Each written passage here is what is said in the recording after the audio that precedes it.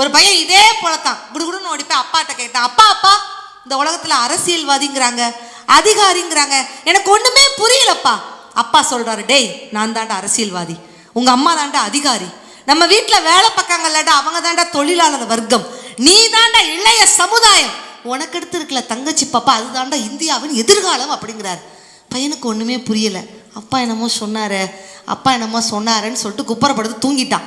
Night நல்லா தூங்கிட்டு இருக்கான். நைட் 2 மணிக்கு விரியன்னு தங்கச்சி பாப்பா அழுதுச்சு. சரி பாப்பா அழுத விஷயத்த அம்மா கிட்ட போய் அந்த பையன் சொல்லலாம்னு நினைக்கிறான். அம்மா அசந்து படுத்து தூங்கிட்டு இருக்காங்க. பெண்களுக்கு அவ்வளோ வேலை இருக்கும்ல, அசந்து டயர்டாகி தூங்கிட்டு இருக்கிறாங்க. சரி பாப்பா அழுத விஷயத்த அப்பா கிட்ட போய் சொல்லலான்னு பார்த்தா அப்பா அந்த நேரம் பார்த்து வேலைக்காரியை ஜொரண்டிட்டு இருக்காரு. சரி எங்கிட்டு சொல்லணும்னு தெரியாம அங்கிட்டு ஓடி இங்கிட்டு ஓடி குப்பரப்படுத்து தூங்கிட்டான்.